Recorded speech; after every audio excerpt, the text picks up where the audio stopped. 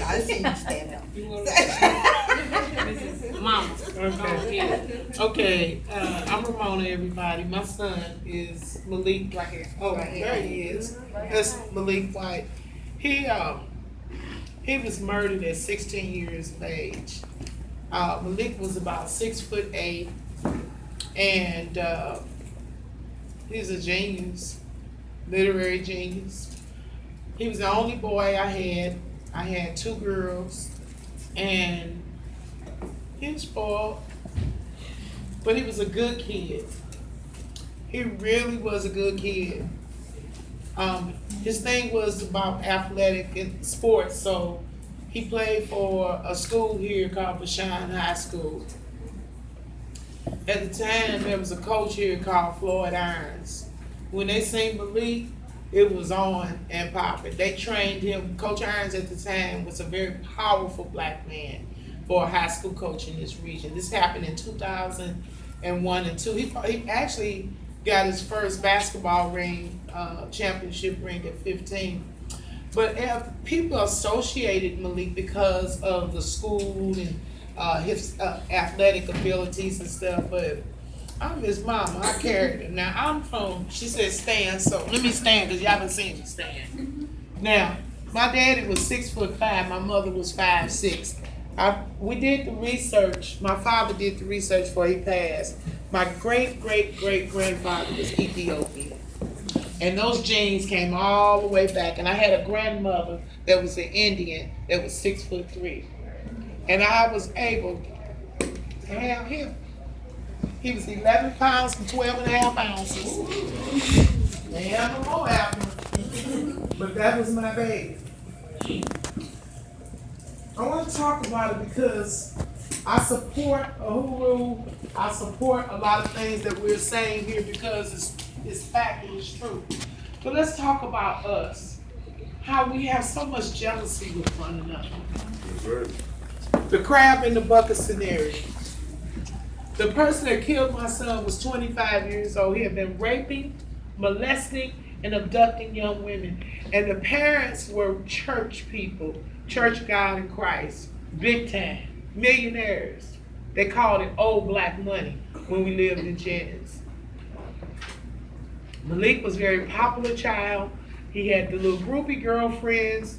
He had 3 cars by the time he was 16.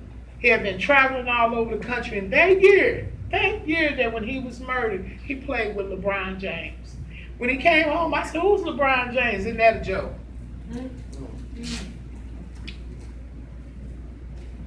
Came home, about 8 to 10 houses from where we live. He said, Mom, his friend, he said, I'm finna go play some hoop with her.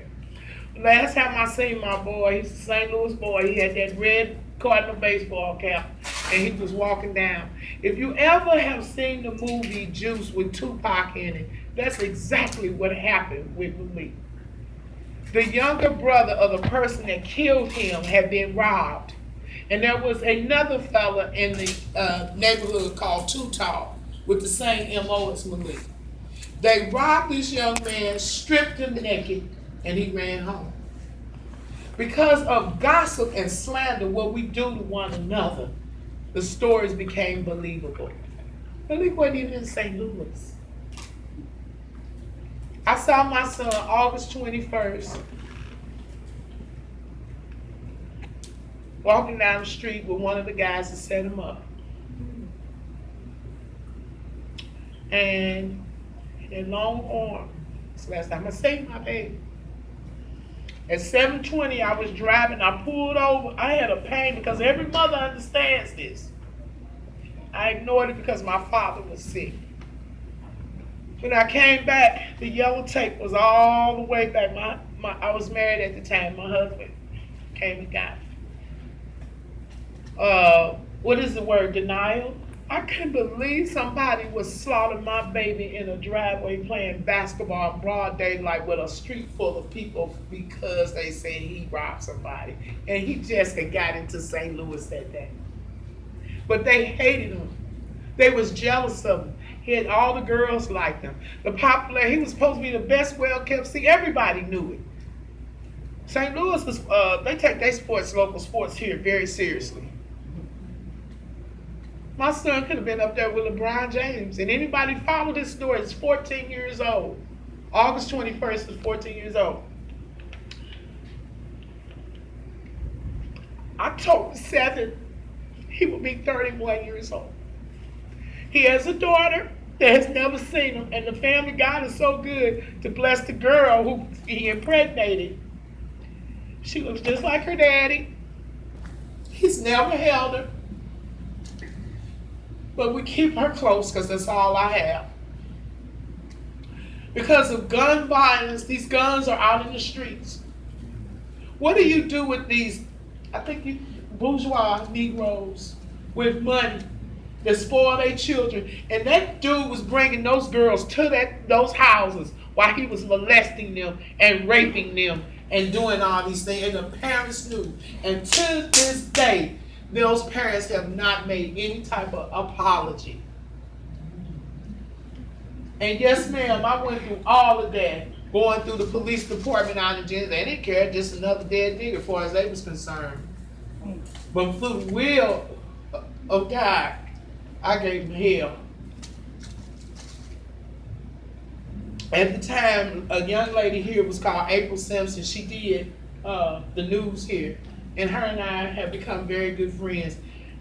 And Elliot Davis, they personally came and they said, we'll do something about it. They kept plastering that story. And by the time, because the Jennings police told me, they showed me and my husband the picture and said, we're not going to release it, of the suspect. Everybody seen him. By the time I got on the phone and started calling the media at that time, they had to release it. At 9 o'clock news, they put him on the 9 o'clock news. By 10:45, they had apprehended him. Because see, one thing about us, we don't never go out the hood. Whatever we do, we stay in the hood. So my thing is that I love my black people. Black people have given me hell all my life, though, but I love them. I was too tall, or this was going on, or that was going on. You don't know my story. Get to know me. But this crab in the bucket scenario, that's the same thing that killed my son. He was so mild and meek, y'all. He had this big old tall, beautiful stature. This picture don't do him no good. Deep dimples, beautiful white teeth. And like you, I look at these men, your son, and wonder what my baby could be. But that wasn't good enough. When he died in 2000, I didn't bring my daughter, Robin Ford, that died in the hospital. Now they say that's medical malpractice, but them white folks killed my baby. And then they came back and said, well, we're going to give you a whole bunch of money.